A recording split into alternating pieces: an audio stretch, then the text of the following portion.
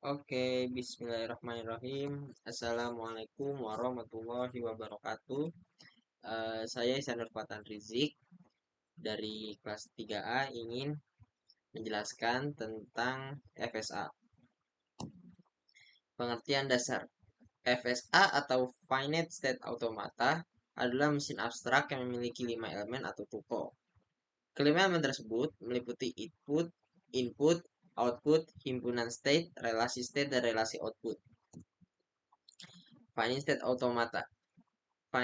Finite State Automata atau FSA bisa didefinisikan dengan persamaan F buka kurung key transisi start dan final state, di mana key itu merupakan himpunan state, itu sama dengan himpunan simbol input, terus yang ketiga ada fungsi transisi, yang S itu sama dengan state awal atau start, dan F itu merupakan final state. Jenis-jenis FSA. Jenis-jenis FSA itu, jadi FSA dibagi menjadi dua, ada deterministic finite automata atau DFA dan non-deterministic finite automata atau NFA. DFA. Deterministic finite automata terdiri atas 5 tuple, yaitu key, E, key, F, dan fungsi transisi, di mana key itu merupakan himpunan semua state. Yang kedua itu ada himpunan simbol input. Yang key itu merupakan initial state atau keadaan awal dari mesin. F itu himpunan state akhir atau final state. Dan yang kelima itu ada fungsi transisi. Oke, di sini saya contoh kecil dari DFA. Pada DFA, dari suatu state terdapat satu state berikutnya untuk setiap simbol input yang diterima. Jadi, di penjelasan ini, di sini terdapat di mana key ada 3 key, yaitu key 0, key 1, dan key 2. Di mana key 0 itu merupakan start dan key 2 itu merupakan final state dari itu sendiri. Selanjutnya ada konfigurasi DFA seperti di atas. Format adalah eh, ada, ya benar. Untuk tabel transisi sendiri di sini saya sudah membuat sederhana, yaitu dimana seperti contoh kita bisa lihat transisi dari key 0. Jika key 0 berada di A, maka jika key 0 berada di posisi A, maka akan menjadi key 0 itu sendiri. Kenapa? Karena di sini itu di atas key 0 itu ada tanda muter atau looping. Oke. Jika key 0 bertemu dengan B, maka akan menjadi key 1 atau melalui jalur B lah bahasanya. Untuk fungsi transisi dari key 1, jika melewati A, maka akan menjadi key 2. Dan jika melewati B, maka akan menjadi maka akan menjadi key 1 lagi. Kenapa key 1? Karena di key 1 ini sendiri ini terdapat looping atau pengulangan. Untuk fungsi transisi key 2, itu jika key 2 melewati A, maka akan berada di key 2 itu sendiri. Dan jika melewati B, maka akan menjadi key 1. Itu contoh sederhananya. Oke, selanjutnya ada studi kasus DFA. Dan studi kasus DFA yang saya bahas ini akan dibahas juga nanti pada melalui GFlap, aplikasi GFlap. Dan ini saya buat manual dulu, nanti akan kita coba di mesin GFlap sendiri. Oke, di sini saya mempunyai konfigurasi, yaitu ada key-nya itu ada key 0, key 1, key 2, dan key 3. Untuk E-nya itu atau VT-nya itu ada A, B, C. Startnya dimulai dari key 0 dan final state-nya berada di dalam key 3. Untuk fungsi transisinya gimana? Untuk fungsi transisinya kita mulai dari key 0. Key 0 melewati A, karena ini pengulangan looping berarti jadi key 0 lagi. Q0 melewati B, kita bisa lihat di sini, maka akan menjadi Q1. Q0 melewati C, maka akan menjadi Q3. Selanjutnya kita akan coba Q1. Fungsi transisi dari Q1, jika melewati A, maka akan menjadi Q2. Oke,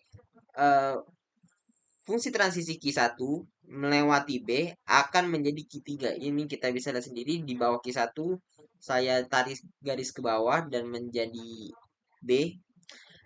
Dan untuk yang C, jika Q1 melewati C, mana Q1 melewati C, maka akan menjadi Q0. Oke. Selanjutnya ada Q2. Q2 jika Q2 melewati A, di sini Q2 jika Q2 melewati A, maka akan menjadi Q3. Benar. Dan jika Q2 melewati B, maka akan menjadi Q2 itu sendiri karena terdapat pengulangan.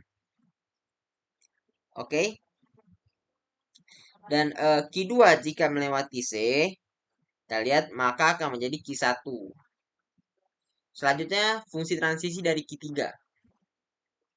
Fungsi transisi dari Q3 itu jika Q3 melewati A, oke, di sini Q3 melewati A maka akan menjadi Q0. Oke, akan menjadi 0. Q3 melewati B, kita bisa lihat jika Q3 melewati B maka akan menjadi Q2. Dan Q3 jika melewati C maka akan menjadi Q0 karena proses looping. Oke, setelah kita mengetahui fungsi transisinya atau membuat fungsi transisinya atau tabel transisinya, selanjutnya kita akan membuat derivasi. Dan derivasi ini akan kita coba di GFlap, nanti di aplikasi GFlap. Untuk derivasinya sendiri kita bisa lihat fungsi Q0, sini saya buat ada BA, BB, A, C, C, C, C. Di sini kita mulai lagi tadi. Q0 melewati B, maka akan menjadi Q1. Tadi benar. Q1 ini menuju ke Q2 dengan jadi Q1 melewati A menjadi Q2. Di Q2 sendiri kita bisa lihat di Q2 mereka looping. Jadi ini saya tulis ya melooping, jadi Q2-nya ada 2 kali. Selanjutnya Q3. Q3 menuju ke dari Q2 menuju Q3 kan ada A, berarti Q2 menuju A sama dengan Q3, benar kan? Q2 menuju A, Q3, oke. Di Q3 saya melakukan keloopingan lagi dari C. Itu secara manualnya. Selanjutnya ada NFA. NFA hampir sama dengan DFA. Cuman perbedaan dari NFA itu sendiri bahwa bisa lebih dari satu perbedaan antara NFA dan DFA. Seperti contoh di sini saya membuat eh key key 0 dan key 1 di mana ya ini 0 dan key 1 ini salah tulisannya. Key 0 itu melakukan looping atau pengulangan dan juga dari key 1 ini melakukan eh apa namanya? Pengulangan juga dari key 1-nya AB. Oke, selanjutnya kita akan langsung ke studi NFA-nya. Ini kasus NFA atau studi NFA. Di sini saya sudah membuat studi sederhana atau kasus sederhana dari NFA itu sendiri, di mana startnya dimulai dari Q0, final state-nya berada di Q3. Oke, dan untuk FVT-nya yaitu berupa ABC, startnya dimulai dari Q0 dan final state-nya dimulai dari Q3. Untuk tabel transisi sendiri, di sini bisa dilihat tabel transisi Q0 melewati A akan menjadi Q1. Tabel transisi melewati B akan menjadi Q1 dan tabel transisi melewati C akan menjadi Q2. Selanjutnya Q1. Q1 melewati A akan menghasilkan Q2, Q1 melewati B akan menghasilkan Q0, dan Q1 melewati C akan menjadi Q3. Untuk Q2 sendiri, jika Q2 melewati A, maka akan menjadi Q1. Jika Q2 melewati B, maka akan menjadi Q3. Dan jika Q2 melewati C, akan menjadi Q3. Untuk Q3, jika melewati A, maka akan menjadi Q1. Jika melewati B, akan menjadi Q3. Dan jika melewati C, akan menjadi Q3. Kenapa? Karena terdapat proses looping di Q3-nya itu sendiri. Untuk tabel derivasi dari kasus NFA ini, kita bisa lihat saya memakai itunya yaitu ABA BC BC. Kita bisa mulai Q0 sama dengan ABA BC BC. Setelah itu Q1 BA BC BC. Kita masukin lagi Q1 yaitu AB C BC. Setelah Q1 kita mencoba lagi ke Q2 yaitu BC BC. Lanjut lagi ke Q2 yaitu CBC, ke Q3 BC, dan terakhir Q3 sama dengan C atau derivasi diterima. Mungkin setelah ini kita akan langsung ke prakteknya saja.